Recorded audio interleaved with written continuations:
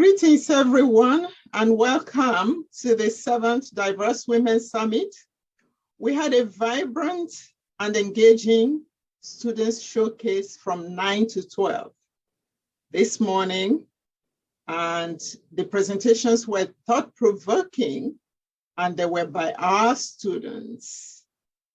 The creative concourse from 1 to 4 was dominated by faculty and alumni presentations of research, teaching, and engagements of intersectionality. They were also awesome. This evening's session is a celebration of the International Women's Day, which is tomorrow. So we're celebrating on the eve of the International Women's Day. Dr. Shirley Lefevre, the interim executive vice president and provost, Wichita State University, who is here representing Dr. Rick Mumma, the president of Wichita State University. Well, I'll hand over the mic. Take the mic. Thank you. Thank you, Dr. Okfor. Hello, everyone, and welcome to this evening's version of the Diverse Women Summit. As Dr. Okfor mentioned, I am Shirley Lefevre. I'm the interim executive vice president and provost for Wichita State. And I am just honored to be here this evening to be a part of this celebration of International Women's Day. I remember the rich conversations from last year, and I believe the importance of this summit cannot be overstated. I believe it's marked by a desire to elevate voices and embrace the value of developing women as leaders who I believe can empower other women by building alliances and promoting adaptability, which I believe are behaviors that were reflected in the titles of today's sessions. So that said, I appreciate very much the work that went into planning and hosting this event. It is through events such as this that we can continue to create an environment that brings all voices to the forefront. And with that, I believe also brings community, a community that enriches each of us and will continue to help all of us thrive and grow. So again, thank you all very much. And I have the best wishes for you for the remainder of your summit this evening.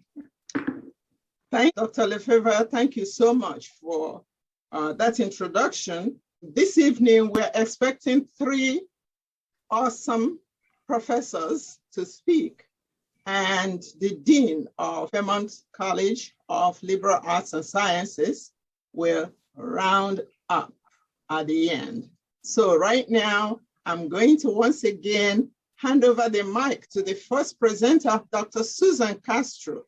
Her research, particularly her teaching, very intersectional and interdisciplinary. And she teaches Hawaii's philosophy of feminism. Of course, she teaches philosophy of arts, philosophy of business, philosophy of humor. I mean, she is just in every discipline. So I welcome her to this evening's keynote. I want to begin with an acknowledgement that though we meet in this virtual space, we each occupy a position in this world. The land we each occupy has a long, rich history.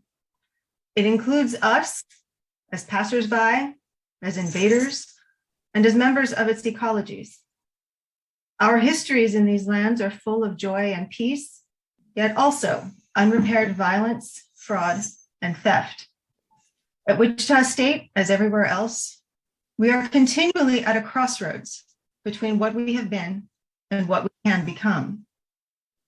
As Kimberly Crenshaw explained decades ago, this crossroads is also an intersection where we each stand at the mercy of the relentless traffic of demands we place on each other and ourselves.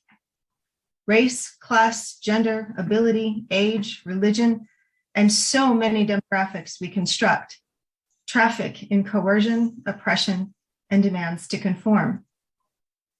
Ethics most fundamentally concerns the good, how to live well, encompassing the full range of life from what we ought to do in a given moment to how we ought to participate in the world and how to become good people.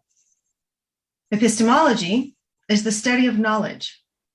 It is said that we can only do the best we know how. If we're doing badly, we need to know how. We need to learn how to do better. In the philosophy department at WSU, we're working on it.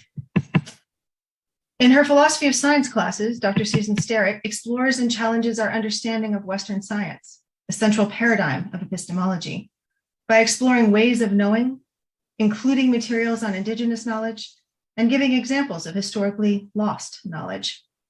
She shares her research on the role of women in the history of tech with seniors in the Wichita community through lifelong learning. She advocates for environmental justice. In his history of philosophy classes, Dr. Brian Hepburn challenges the canonic history of intellectual achievement by including the women erased from philosophical history, as well as Asian perspectives on canonically Western topics.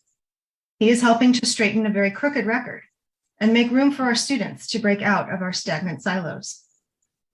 Dr. Shufan Liu teaches Chinese and comparative philosophy, ranging from ethics in the East and West to metaphysics, art, feminism, and philosophies of sex and love.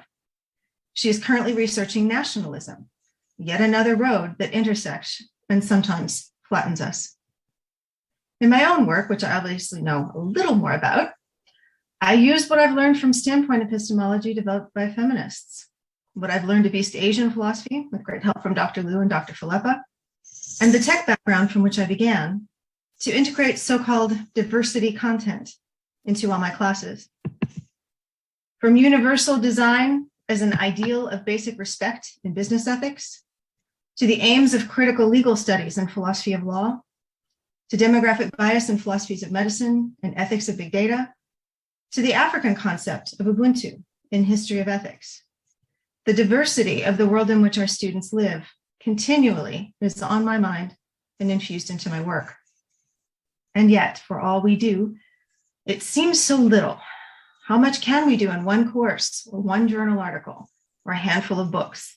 How much progress can one person make in their own life and work?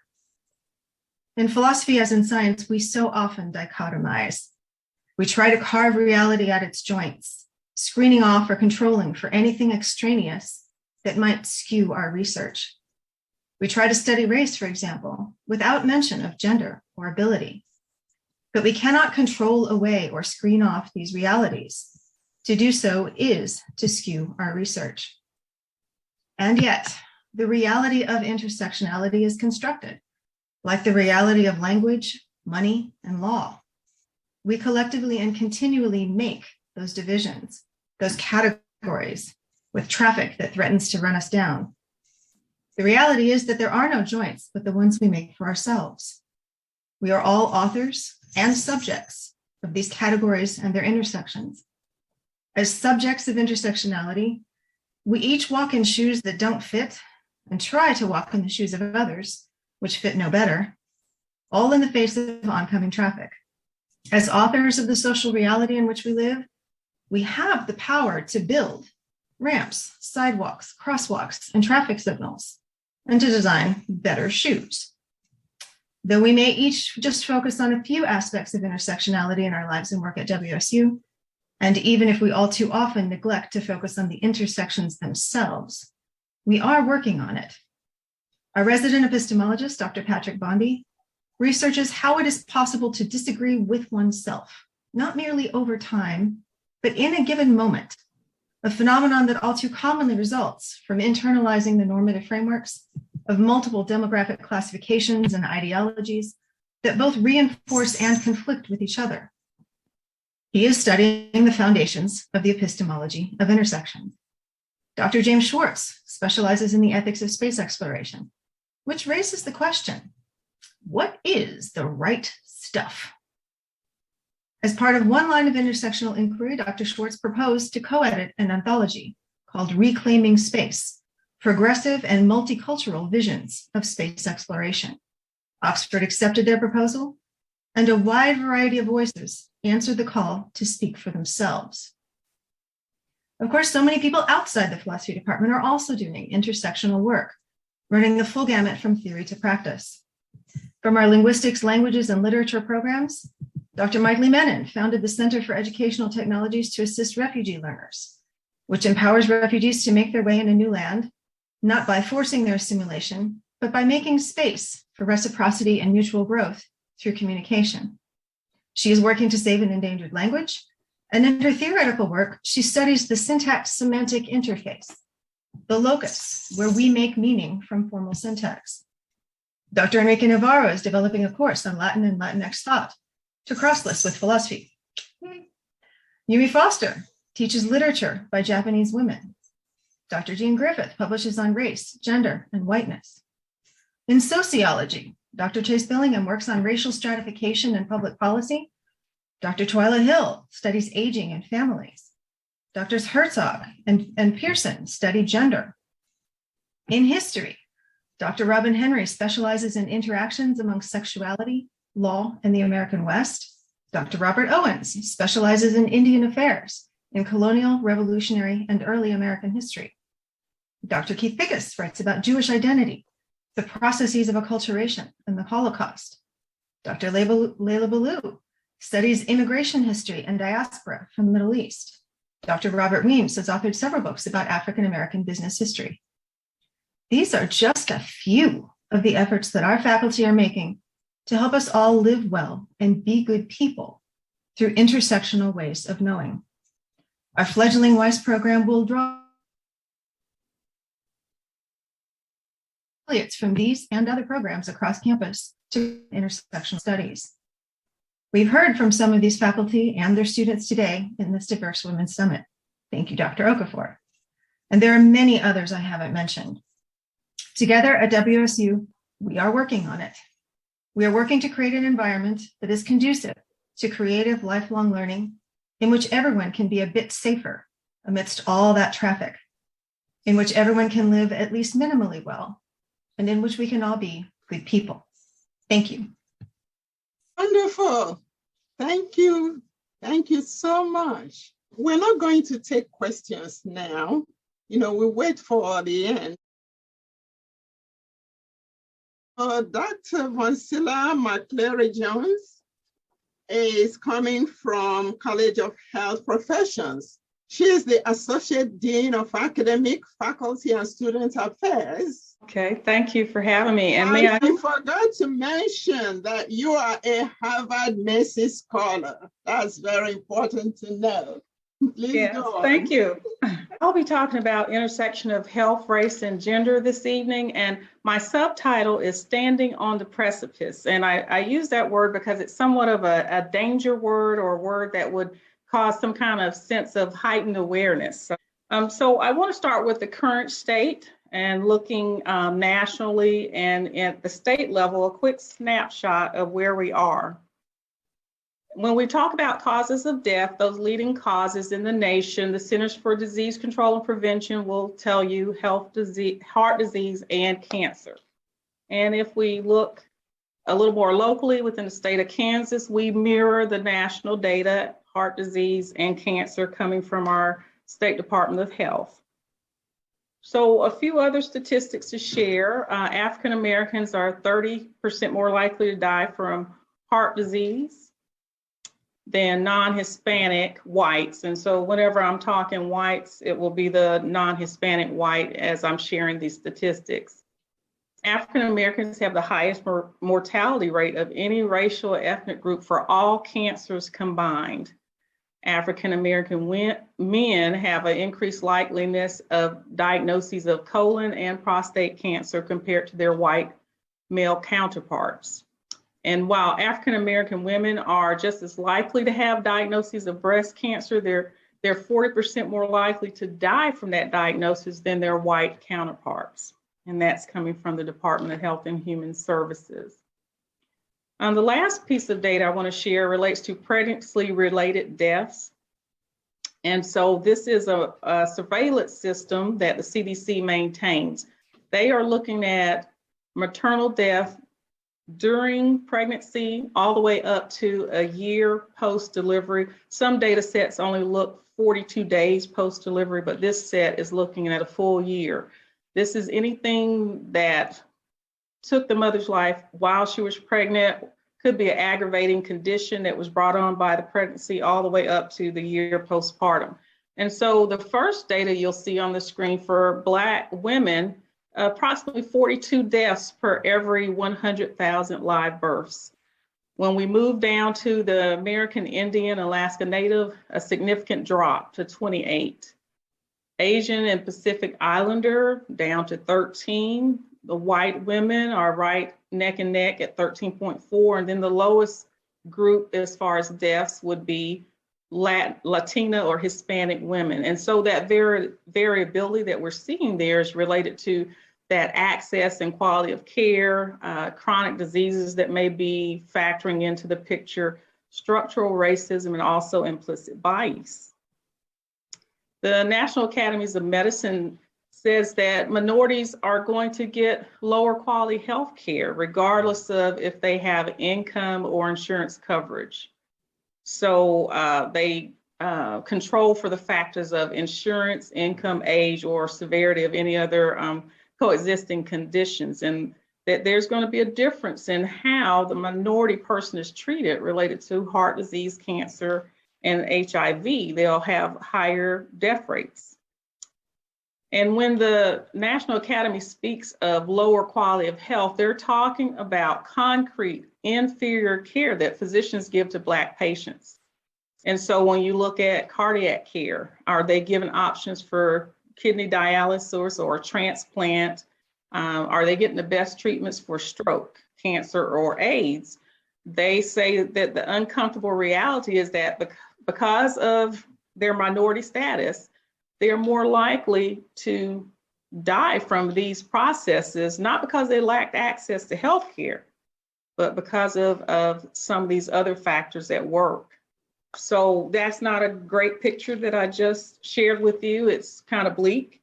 And so hopefully in the forefront of your mind, you're thinking, well, why is that the case? We can look at social determinants of health. There are 5 domains. They look at economic stability and access and quality of education and healthcare. What is our environment that we've built around us, our neighborhoods? And then from the human side, what's the social context in our community that we live in? So how are we living and existing on a day-to-day basis? Healthy People 2030 captured this in a nice depiction. So they use a symbol to easily point to the 5 domains that I just mentioned. So when we talk about our quality of life, health and well-being, we're looking at things like safe housing, transportation. Is there violence around? What job and educational opportunities are available? Do we have access to nutritious foods? What about physical activity opportunities? When I first moved to Wichita, they were doing a walkability study and saying, do you have the pathways that you need to safely walk and be able to exercise? We think about air and water safety. So in Michigan, they've had lead in the water. Big cities have issues with smog. And then also language and literacy skills that can really get in the way of everything that we might need to partake of. So all of these social determinants can contribute to disparities that we see and inequities that we see. Another contributing factor could be the implicit biases that we have. And these are positive or negative attitudes we might have. It's involuntary, it's not in our conscious thought, but it really affects how we understand, perceive, what decisions we make, our actions. And so they know that as a health professional, we're not going out saying we're going to just harm people. That's our goal. You've heard of probably the Hippocratic oath that a physician would take, or the Nightingale pledge for a nurse. But there are some consequences whenever that implicit bias is at work, and that can strain that relationship that you might have with your healthcare provider, and that can impact the outcomes. So I want to share a few scenarios of how implicit bias can play out. So the first scenario is they had some preschool teachers look at a video of 4 children playing, a white female, white male, black female, black male. And they told the teachers about 67% were white, 22% were Black. They said of these 135 teachers, they said, look at these children playing, and I want you to pick out any challenging behavior that you see among the children. So now the key part here is that these children were just playing. There was absolutely no challenging behavior that was being depicted. But what they had was a technology that could see how often they watched a child, how long they were watching. And so what they found is that most of these teachers spent the most time looking at the Black male child. And when they asked, well, who needs help? Who of these children do you have concern about? They all said, well, it's the Black male child. So again, there was no challenging behavior, but they looked at the Black male more. They identified that individual as needing help. Moving on to the healthcare realm, looking at patients who have identical pain levels. So usually there's a scale of 1 to 10, 10 being the worst pain you've ever felt. And they saw that when they studied this, that doctors and medical staff were less likely to prescribe pain medicine for the Black patients compared to white patients, even though they had the identical pain levels. The next one looks at Black and Latinx job applicants. There's the diverse individuals are less likely to get a call back compared to a white applicant when the resumes are identical. Another way that these implicit biases can play out relates to perceptions. So studies that they've done, they say that people automatically are seeing Black men as bigger, taller, heavier, more muscular, more physically threatening than a white male of the actual same size.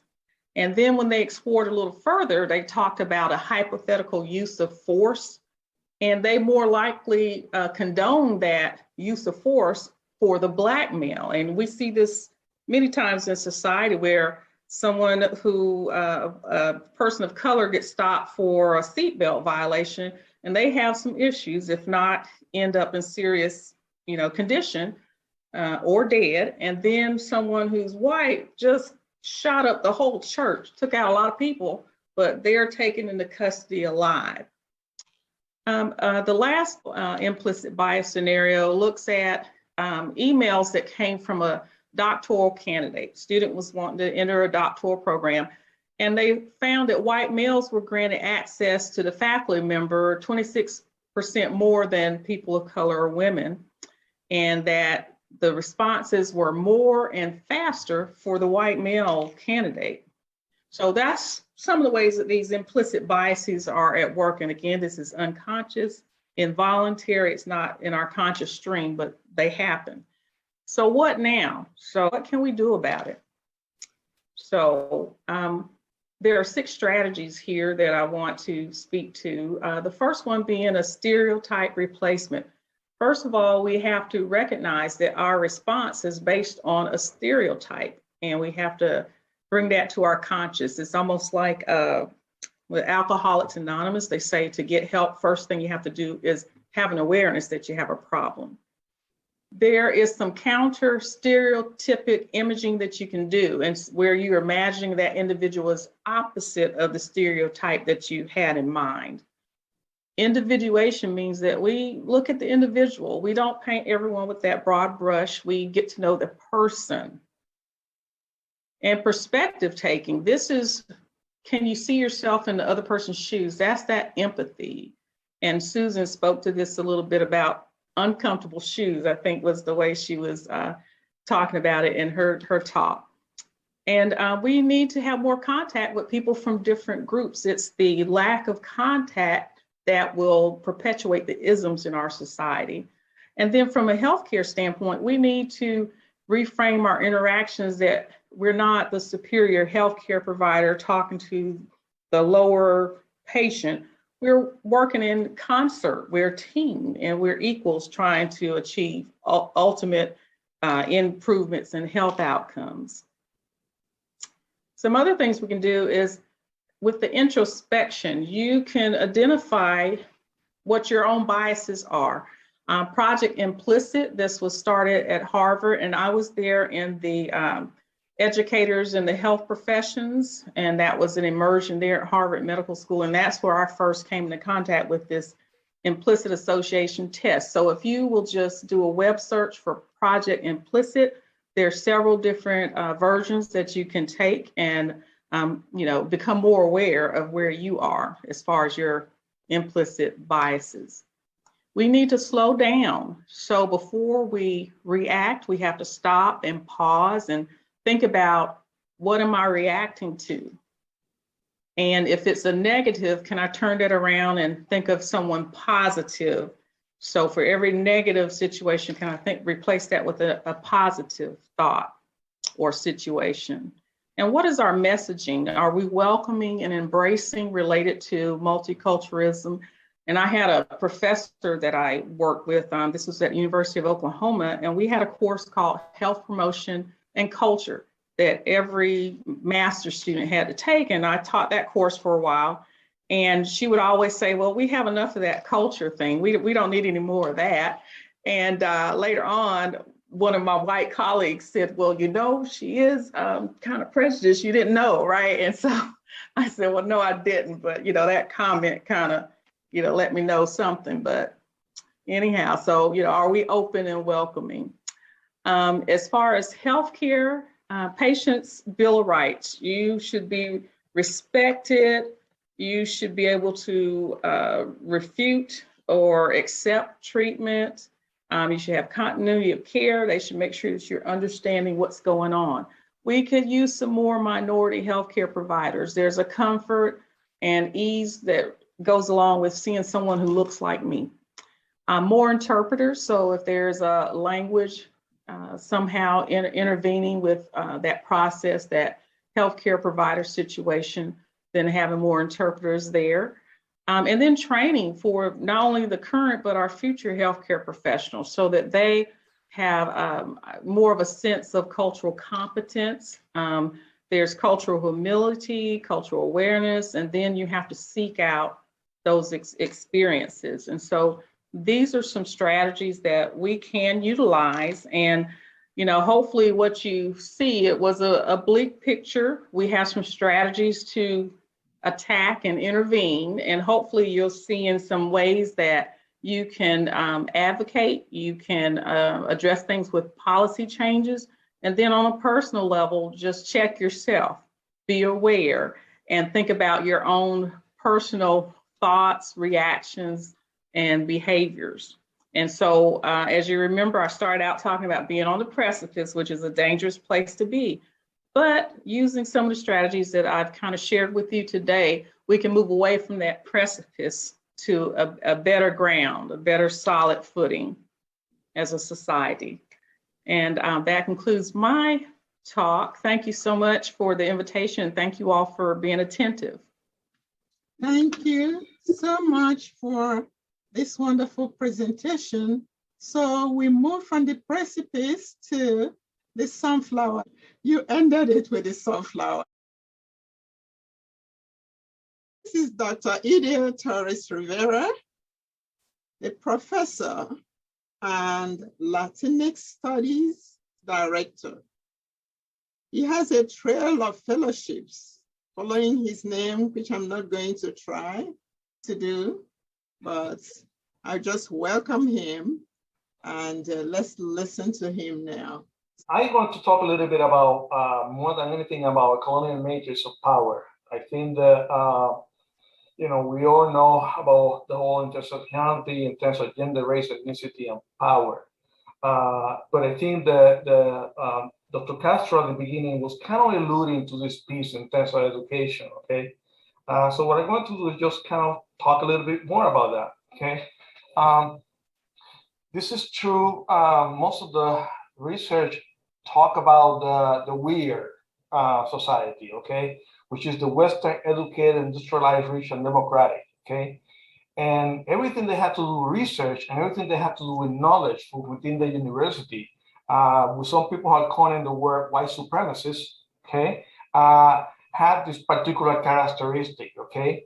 So one of the things that's important for us to know is that because these countries or concepts of these countries dominate everything that come out from research and education, and everything that is to know to people, this have a direct impact into, what our knowledge is. And that could be a little problematic in terms of continue to perpetuate, what we know about our society, thinking that the best and the most important societies are Western society, which also will undermine the push for diversity, inclusion, and the development of critical thinking within academic spaces.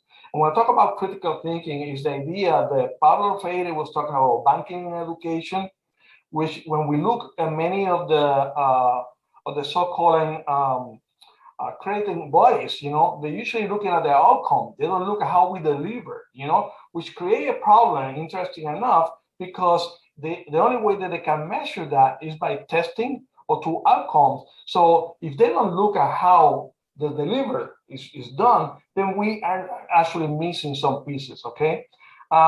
It's important also to understand that this Western domination, of the geography, politics, and education represents, something that is very interesting in terms of intersectionality of economy, authority, gender, sexuality, knowledge, and power. So what I'm going to do is just talk very briefly about this, because we can talk about this for the next 10 years, and we actually can develop a curriculum based on this, and then continue to change. So when talking about complexity, which is what intersectionality means, we look in terms of a cumulative wave of effects on many discrimination forms, racism, sexism, only the isms, okay?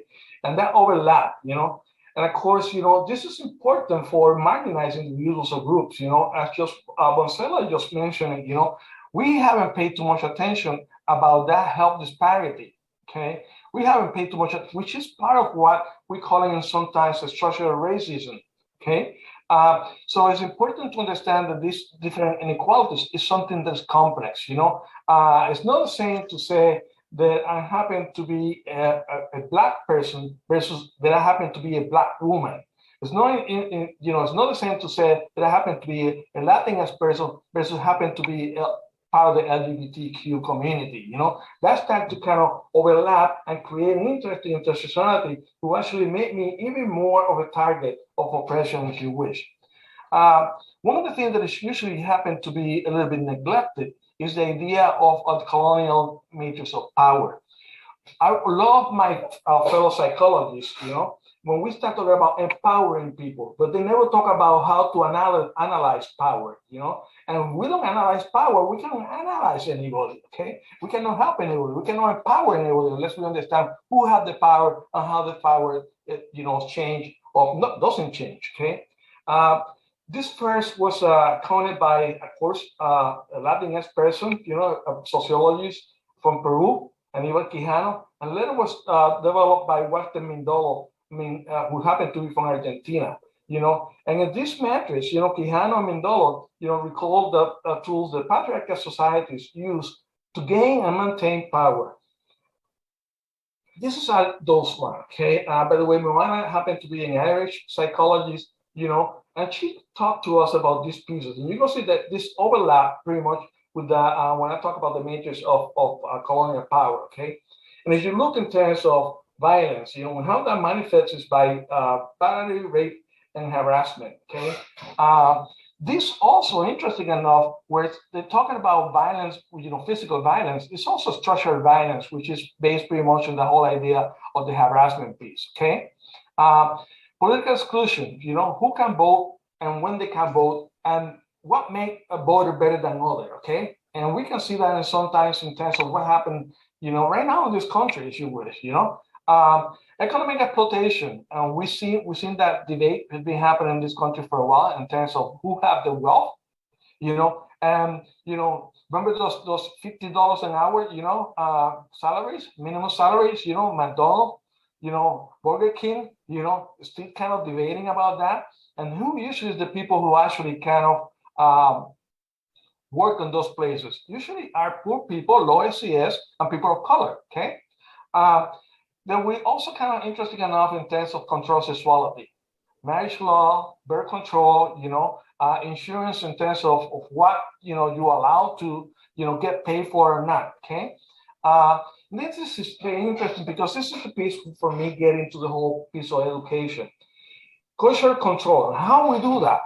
By the ratio of history. Did you see the debate that happened in this country right now about critical race theory, which is nothing more, nothing less than just, let's call it as it is, okay? You will see there's trying to control what we teach, how we teach, of how that look like, even the ratio of, let's talk about slavery in this public schools in Texas, what an insult, because we cannot say the slavery took place, okay? And you see that taking place, okay? Many images, okay? We still have that debate about the Oscars, who are the people who get the most, who are the people who claim the most, okay? And then fragmentation. This is interesting because that's what they start talking about, making a competition between me and Boncella. She's an African American and Latinx person, who have more space in one place versus the other. Which actually what they do is they help both of us hold us back. Okay, so that piece is still taking place, and we don't talk about that, because it's taking place, and that's part of what we need to start talking about. Because one of the things that is important for us to know is that this is reflected in our education system.